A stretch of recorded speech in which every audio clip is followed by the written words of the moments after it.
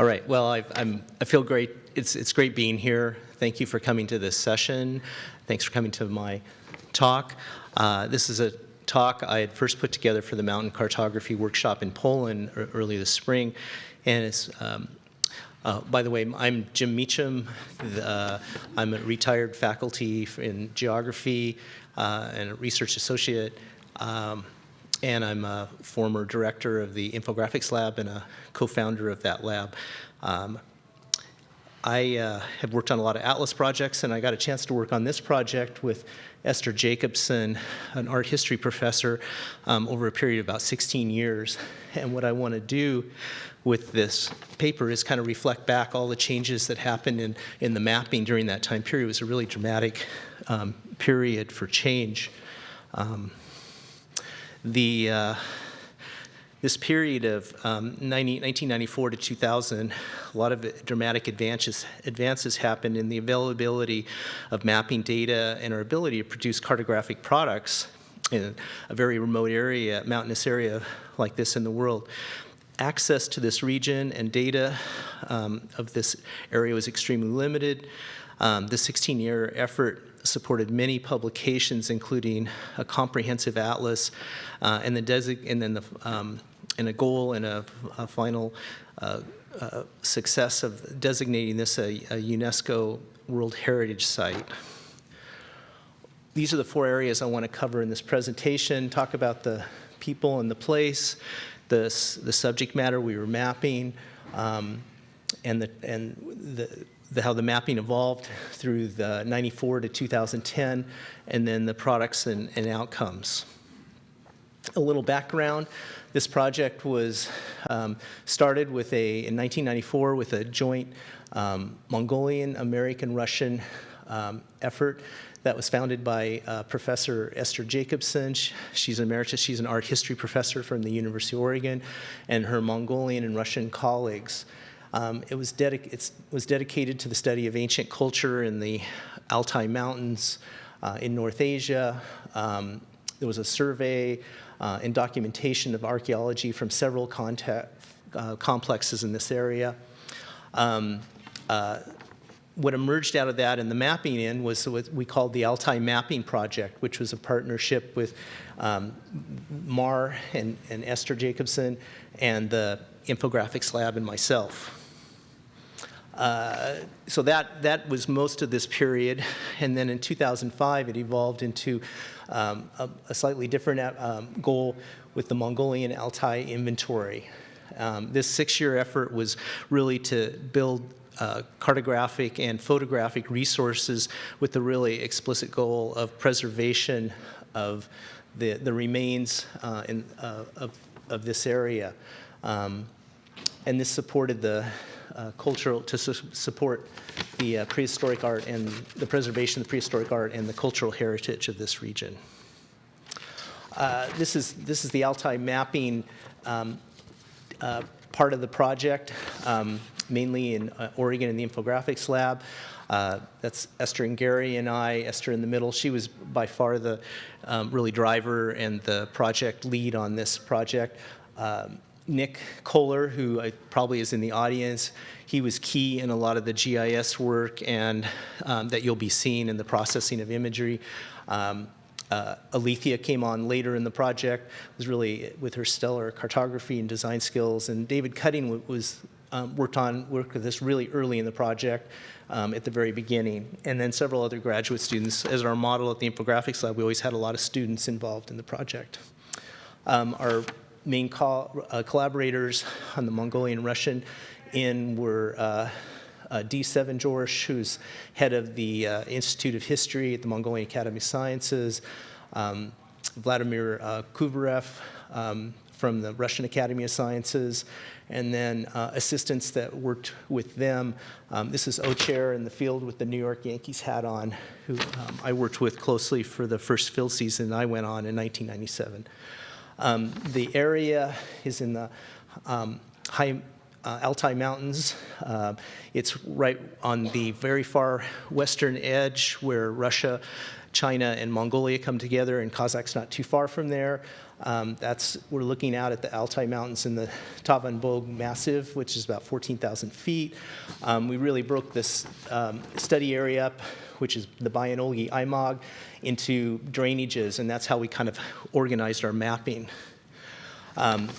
Deep glacial valleys, great pasture land for the people that live there with their herds, and then the glacial carved valley, so there's lots of moraine and glacial carved bedrock on the sides of the valleys, which where a lot of the petroglyphs and the archaeology rock monuments are found. The people that live in these in the valleys that are semi-nomadic, moving up and down the valleys, it's primarily Mongolian Kazakhs, which Esther and Gary, through their 16 years of field seasons, really became friends and got to know them very, very well, several of the families. One of the valleys, Sagangol Valley, was the people living there were ethnic Tuvinians. In that particular valley, and again, we got to know them very closely as Montai's family. Getting around that area was extremely difficult. I'm sure it still is. Just rough roads, getting stuck a lot, crossing rivers, moving through. Pretty interesting place to be, but hard to get around. This is what we were really looking for and looking at was high concentrations, some of the highest concentrations in North Asia of petroglyphs, ranging from a long period of time, several thousands of years. This one on the left is called a Mongolian deer. It's a stylized deer with these like antlers and a beak-like nose. The domestic scenes here, hunting scenes, lots of animals. And they're spread throughout these glacial carved surfaces. A lot of surface monuments. This is the one on the left is circles, or they're squares with mounds. They're called herixors, and there's burial mounds. We didn't do any excavations, but other teams have done. And standing stones, or stelae, set in the environment. And then in a later period, in the Turkic period, there's these beautiful Turkic image stones. So our job was to, as cartographers and mappers, was to help work with Esther and Gary and the Russian and Mongolian colleagues to map these areas. And what I want to do is walk through this kind of change of style of mapping, of base map that was really limited by the data that we had starting out in 1994 all the way up to 2000. So it went from hardly any data or base information all the way up to where we could actually see the monuments in satellite imagery. We first started out in 1994 when Esther came to the office. She had GPS points from this Magellan 5000 GPS, which is about the size of a brick, points, and she said, I'd like to map these. And it's like, well, what do we have? Well, Esri had with their Arc World database, which was 1 to 3 million. That was like for world level data. And then and that was based on the World Data Bank 2. And we also had these pilotage or tactical charts, which were 1 to 5 million.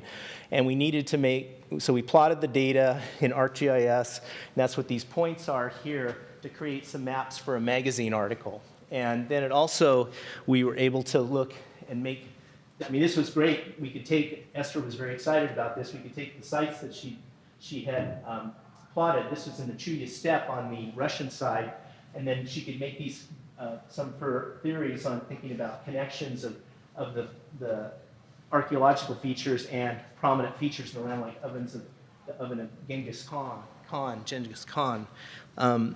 We could make that. So this is super simple. This is what we had. Well, we took that pilotage chart, and I think Nick helped on this quite a bit, and started digitizing the rivers and the contour lines, and started building a 3D model, a base map. This is in 95 and 96. And you can see how rough this is, but this is one of the areas where we could actually start seeing the points on slopes in the valleys. I'm thinking about the talk we just had from your talk on finding and researching out and getting maps and air photos.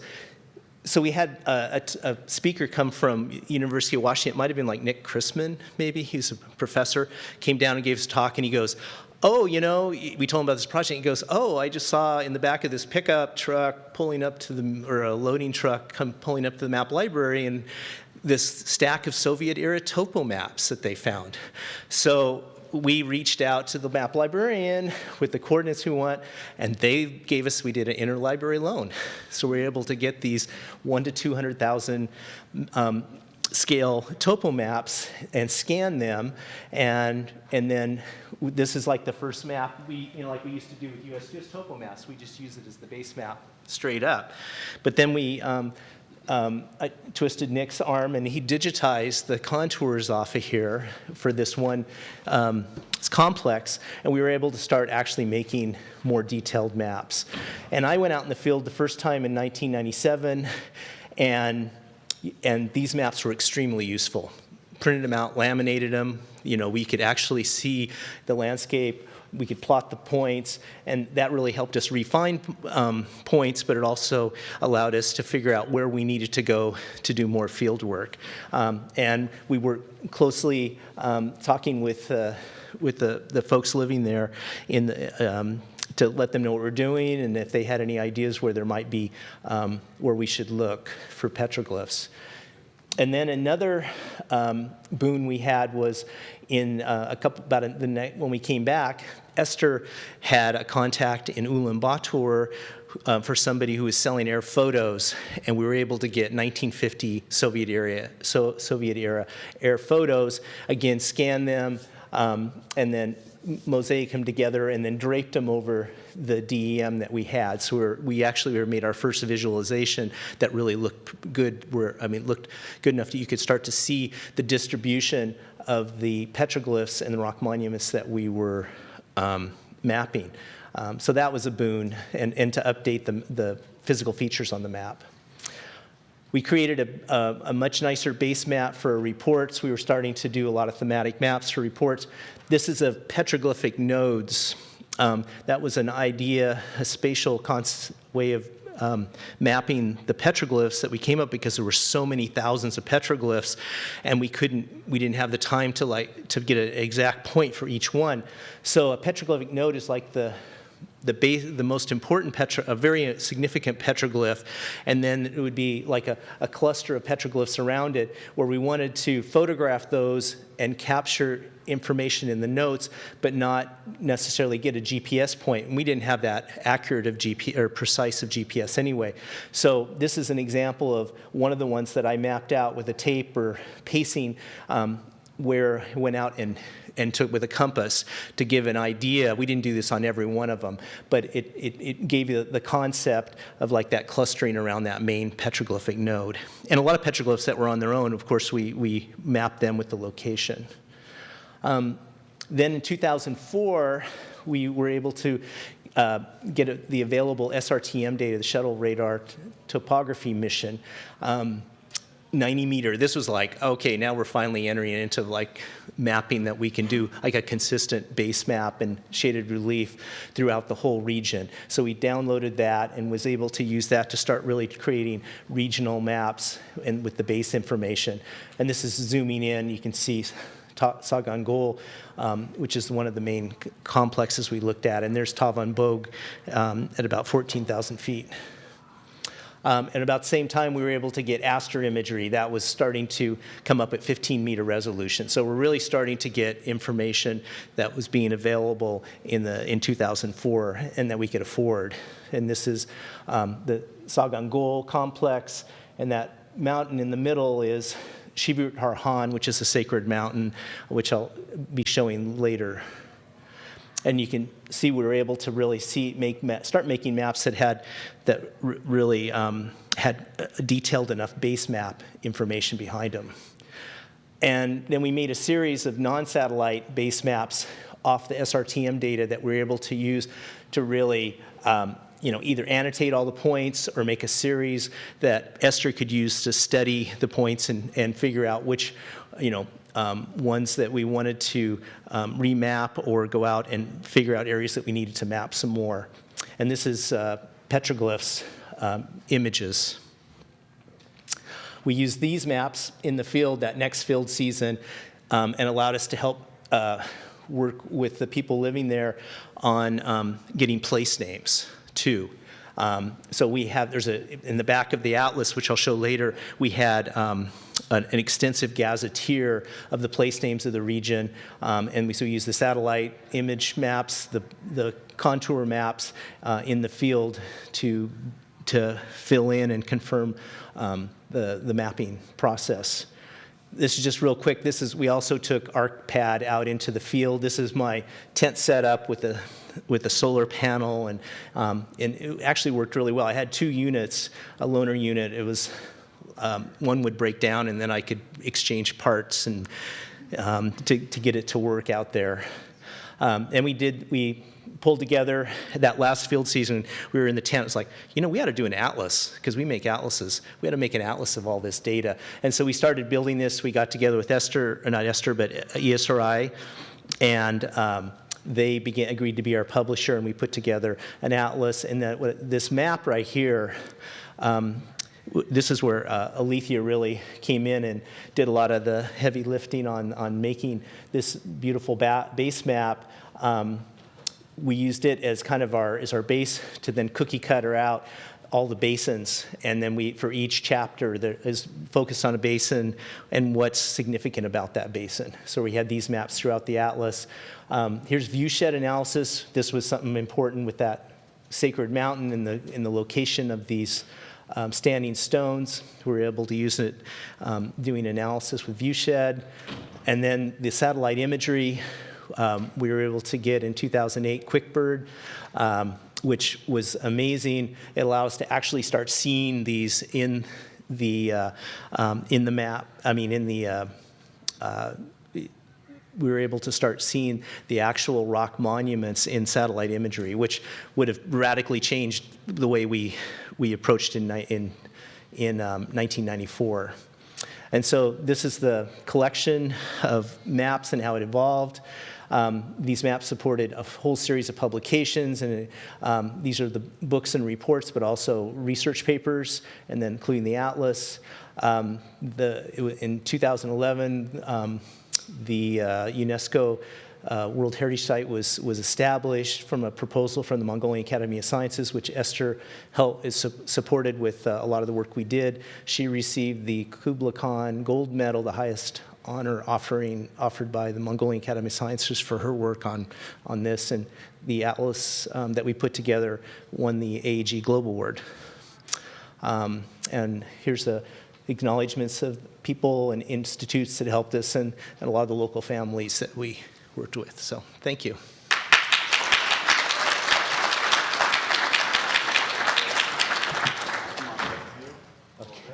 Okay. We have time for a question. Testing, for Jim.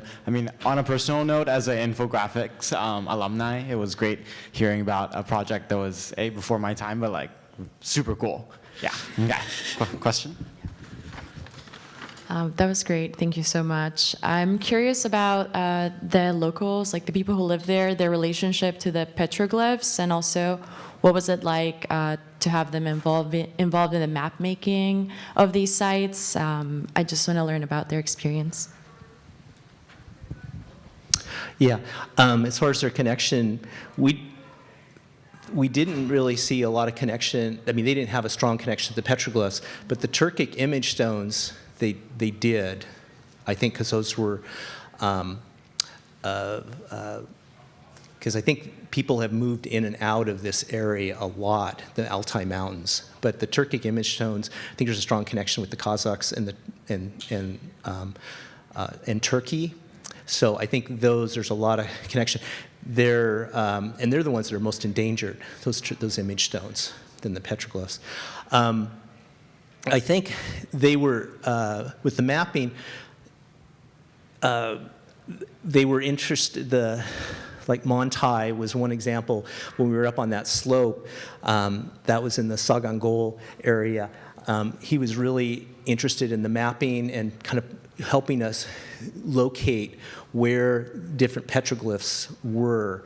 But as far as the mapping, the actual mapping, I think it was more like location, and then they weren't actually, the people living there weren't actually helping us with the mapping. But I think they were interested in it, and they were very helpful.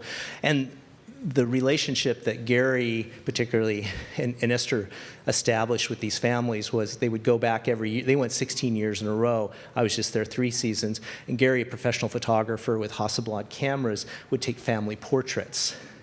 And then the next year he would come back and give those. So throughout the whole region, there were family portraits throughout, and just there was a real bond there, and it was really special to kind of help to experience that. So it was kind of like giving back was with these beautiful photos, these large format of their family, which were really important. Some of the most important things to them. I mean, as far as their, what we could provide to them. Yeah. Thank you.